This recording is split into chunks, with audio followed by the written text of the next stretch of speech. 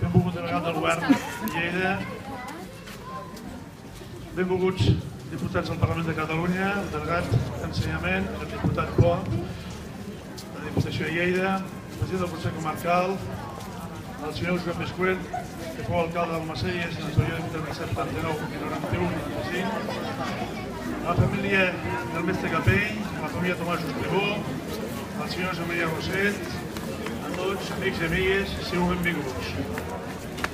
Per entendre les funcions pel qual s'ha dedicat aquest edifici, ens hem de remuntar a finals del 2003. No feia ni un any que s'havia inaugurat el Casal Cultural i tots vam poder comprovar que aquell nou edifici no donava cabuda a les entitats i associacions del poble que el necessitava dia a dia. Calia, doncs, buscar un espai complementari al casal que pogués, en aquest cas, acollir aquestes entitats. El que vam escollir va ser la Casa Clara, un edifici emblemàtic del segle XVIII on l'alcalde Escuer el va adquirir als volts de l'any 94 pel poble i amb la intenció de fer un edifici de caire cultural. Gràcies a l'alcalde Escuer per aquesta adquisició i a la seva família, en aquest cas Tomàs Ostribó, per la seva disposició.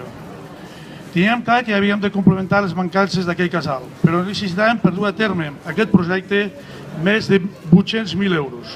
Estem parlant de prop de 150 milions d'aquelles pessetes. Això era impossible.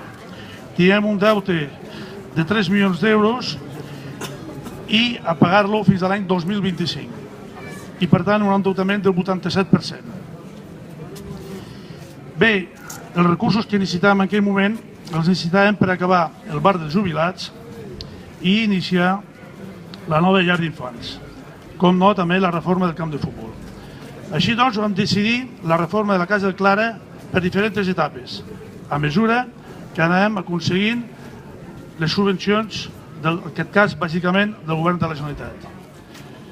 Dels 800.000 euros que ha costat la reforma d'aquest edifici, l'Ajuntament ha fet una aportació durant tots aquests anys de tan sols 100.000 euros. La resta ha sigut any darrere any amb molt esforç i amb molt suport, en aquest cas institucional. Avui obrim les portes del Centre Cívic Casa Clara i amb ell recuperem l'atractiu històric i arquitectònic d'una casa emblemàtica recuperada per acudir tothom. Recordem que també va ser, i avui que fem la festa de l'aigua, un dels edificis primers que va gaudir el sindicat de recs en aquells moments d'arribada de l'aigua. D'altra banda, també celebrem el naixement dels 100 anys del músic i compositor fill del macés Josep Capell, amb el qual han volgut dedicar una sala per recordar-lo a ell i a la seva obra.